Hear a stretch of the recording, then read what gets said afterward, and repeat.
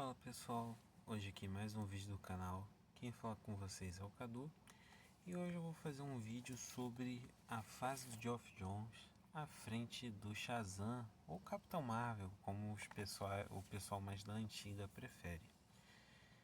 Bom pessoal, o quadro Minhas Histórias, eu gosto sempre de lembrar, é um quadro onde eu falo dos quadrinhos do meu modo, falando com spoiler e tudo mais. Então não é aquela coisa de, como é que eu posso dizer? Eu não me preocupo em dar spoiler aqui, é mais um papo livre. Desculpa, tive que conter um arroto agora.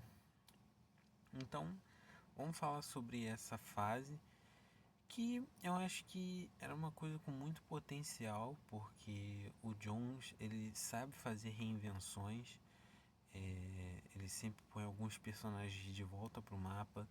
Foi assim com o Hal Jordan, que basicamente até hoje é o principal lanterna verde da editora.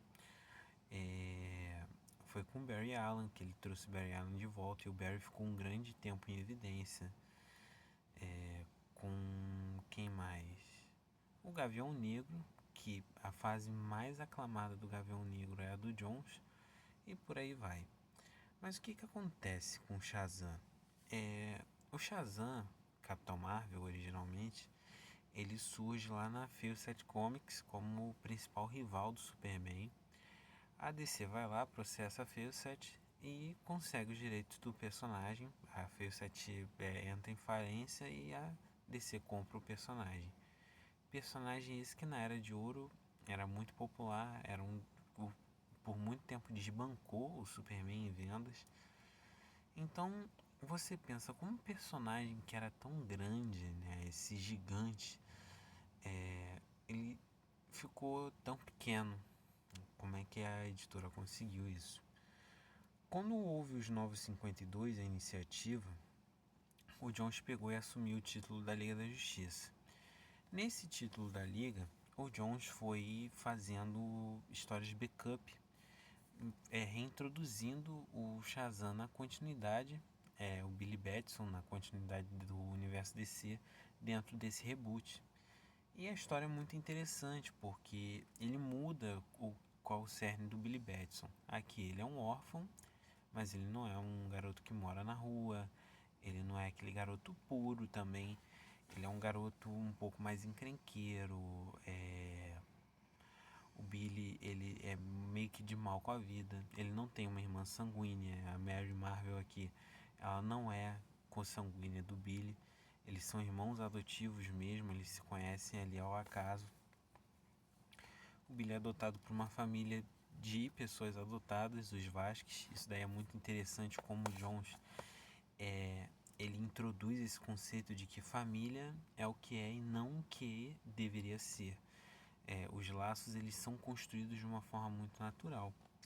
E é interessante também que o Billy ele tem resistência de início. Essa reinvenção do Jones ela é muito boa, muito interessante, porque aqui você acompanha a jornada do herói de uma maneira moderna, mas ao mesmo tempo sem perder o lado fantasioso e até mesmo aquele sentimental mais arraigado. Só que eu acho que tem um problema aqui. Quando essa história acaba com uma palavra mágica, que é basicamente a história mais aclamada do Jones à frente do personagem, o Jones deixa um gancho. Só que esse gancho só vai ser continuado anos depois. Isso aqui foi no início de 2010, basicamente ali no início dos 952, bem no iniciozinho. E só vai ser continuado lá para metade do Renascimento. É um espaço ali de o que? Uns 6, 7 anos de demora. Quando o Jones ele pega e ele volta pro título do personagem, ele tem um grande problema com prazo. Porque nessa época do Renascimento, o Jones estava produzindo o relógio do juízo final, que vinha com uma promessa de mudar as estruturas do universo DC, pegar e mesclar com o Watchmen, por exemplo, e por aí vai. Quando você vai ler essa fase do Capitão Marvel, Shazam, você nota ali que parece que é um projeto que o Jones não está dando a devida atenção, por assim dizer. porque aqui ele mantém aqueles elementos muito bons com uma palavra mágica, que é a interação da família, o foco ali nos personagens, no Eugene, no Pedro, mas ele vai meio que o desenvolvimento dos poderes do personagem principal, ele vai deixando um pouco de lado as habilidades e tudo mais. Isso vai ficando muito de lado e parece que se ele tivesse um foco maior, mais tempo, ele faria um trabalho muito mais expansivo, por assim dizer. Vamos lá, vamos primeiro no Palavra Mágica. A gente tem aqui a arte do Gary Frank, uma arte muito boa, diga-se de passagem, arte belíssima.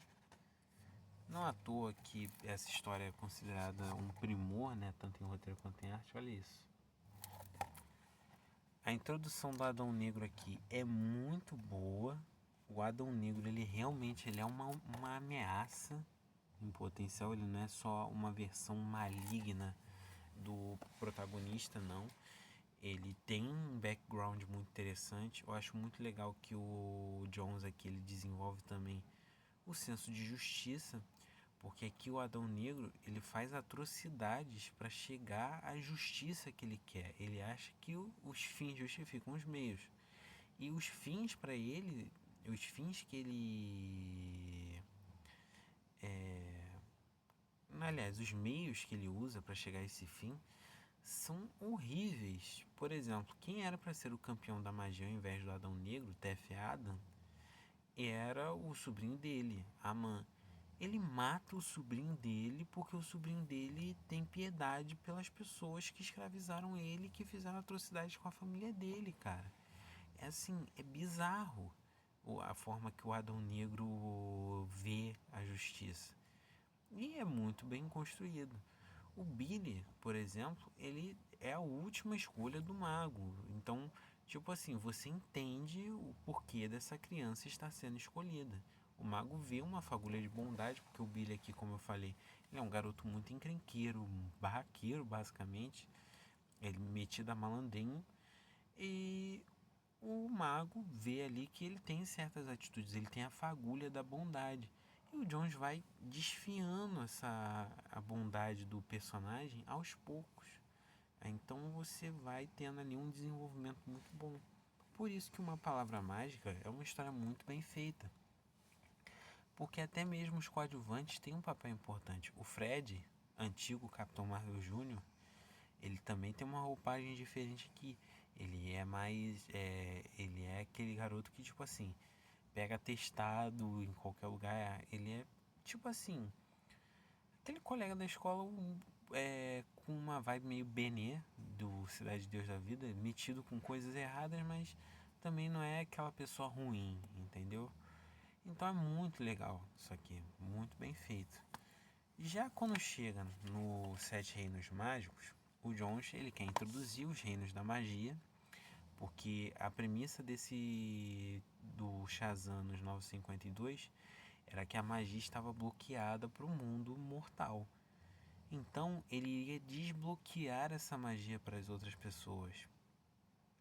Aqui nessa história era basicamente isso: o Billy, junto dos irmãos, se aventurando pelos reinos e em busca de um sétimo campeão, porque são 7 campeões da magia e só tem 6: o Billy, o Fred, a Mary, o Eugene, o Pedro e a Darla. São esses 6. O Jones, ele faz um ritmo muito bom, muito bem feito, de começo assim, eles explorando os reinos e tudo mais, e ao mesmo tempo ele introduz o pai do Billy aqui do nada. E isso é muito bom. Essa introdução foi muito bem feita. Eu acho esse o melhor elemento da trama. Porque no começo da história, lá do com Uma Palavra Mágica, o Billy era doido para achar sua família. Do nada, uma parte dessa família volta para a vida dele, quando ele já se estabelece na nova família, que é a família que ele ama, dos Vasquez. E cara, é muito bem feito como isso abala a confiança dele, abala os sentimentos dele, a forma dele pensar. Muito bem construído. E outro personagem aqui que eu gostei bastante, que o Jones introduz, é o rapaz rei, que é do reino da diversão. ele é um personagem que representa basicamente o que o Billy não é, que é um garoto amargurado, com raiva dos adultos. Billy não é isso. E é muito legal. As questões sentimentais, o Jones sabe desenvolver bem. Porque eu acho que um personagem como o Shazam, querendo ou não, ele pede por isso, por um desenvolvimento familiar, por assim dizer, sobre o apego da criança à família. É muito bem construído. Isso daí não tem como negar. Só que quando vai chegar, tipo assim, a reta final, que o grande vilão é o Senhor Cérebro, e o Senhor Cérebro é um vilão bem feito também, vai meio que, parece que o final é apressado e do nada o Jones introduz o Superboy Prime de novo aqui. E, cara, tipo assim, o Superboy Prime, ele pareceu mais um arquétipo de roteiro pra, como eu posso dizer, meio que pegar e vou bater uma batalha épica aqui no final e acabou. Cara, eu particularmente não gostei, eu gosto de cenas de pancadaria, mas eu acho que ficou meio solto. Superboy Prime ficou muito solto nesse final, então não fez muito sentido. O Adão Negro tem uma participação rápida aqui, que eu também achei que não tinha necessidade para a trama. Eu acho que o Adão não teve nenhum desenvolvimento nessa segunda história. O Doutor Silvana, bem, é um antagonista menor desde a primeira, então, particularmente, aqui o Doutor Silvana não fez diferença nenhuma. Então foi isso, né, que o Jones fez. E eu acho que o que prejudicou é que o prazo ficou muito ruim e a salada de artistas aqui. Nessa segunda parte tem uma salada. O Dale Eaglesham e o Scott Collins têm estilos totalmente diferentes de arte e toda hora um ou outro pegava e fazia uma arte. Só um minuto, gente. Pera aí. Pronto, desculpa, gente. Mas voltando aqui, são estilos totalmente distintos. Não acho Scott Collins ruins, nem o Dale Eaglesham ruim. Mas isso tira um pouco da imersão. Mas, tipo assim, é uma fase muito boa, mas eu fico com pena porque parece que a DC não leva pra frente as coisas que acontecem com esse personagem. Porque eu não cheguei a ler a fase do Mark Waid, mas pelo pouco que eu vi, não tem muito a ver com o que o Jones fez aqui. Então fica parecendo que fica solto na cronologia do personagem. Eu acho que isso prejudica um pouco o andamento de certos personagens, ainda mais o Shazam, que querendo ou não tinha o tamanho que tinha antigamente, e hoje é um personagem que é muito maltratado pelo editorial. Eu acho isso uma abordagem um pouco triste, porque foi o que eu falei, o Jones ele tinha essa habilidade de levantar personagens. O Aquaman, poxa, o Aquaman nem se fala. O Aquaman basicamente até hoje é influenciado pela mitologia que o Jones criou. O Lanterna, mas o Shazam meio que foi jogado de escanteio, né? É uma série boa, vou ser bem sincero com vocês. Eu acho que é a última grande, tirando do Mark Waid, é o último grande trabalho que o personagem teve. Eu gostei muito da leitura, só que é aquilo, perde um pouco do sentido. Agora, o plot twist final, um plot twist muito bom que eu gostei, que o Jones fez, foi o fato do pai do Billy não ter voltado por livre e espontânea vontade. E isso não é uma quebra de expectativa, não foi uma quebra de expectativa, mas foi uma boa virada de mesa, por assim dizer, porque o pai do Billy, ele veio, o pai do Billy muito bonzinho, falando, eu quero ver meu filho novamente, que não sei o que. Aí o Billy chega e junta todo mundo. Ele fica com a família adotiva e quer o pai dele por perto também. E o pai dele ali numa boa. Aí quando chega no final a gente descobre que o seu cérebro nada mais nada menos estava controlando o pai do Billy para poder obter acesso aos poderes e ter um hospedeiro poderoso. Cara, foi uma boa jogada. Eu gostei. A única coisa que eu acho que quebrou um pouco a expectativa foi o Superboy Prime mesmo, que só surgiu ali para fazer um momento de junção de duplas, né, do Adão Negro com o Shazam, e foi isso. Mas o Senhor Cérebro em si, ele brilhou bastante nessa maxi-série do Jones. O Jones soube trabalhar bem o personagem, porque eu acho que o Senhor Cérebro ele não precisa ser aquele vilão com uma motivação trágica por trás, não. Pelo contrário, ele tinha uma ótima motivação, ele queria controlar tudo e tá tudo bem. E ele representou a grande ameaça.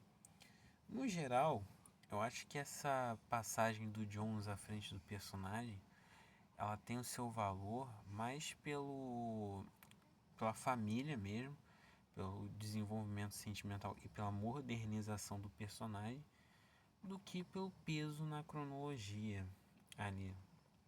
Vamos ver o que outros autores vão fazer futuramente, né? Eu acho que com uma palavra mágica pelo menos fica com uma origem definitiva moderna para o personagem, mas os Sete Reinos fica mais como uma série que teria grande potencial, mas que ficou ali, jogou no seguro, por assim dizer.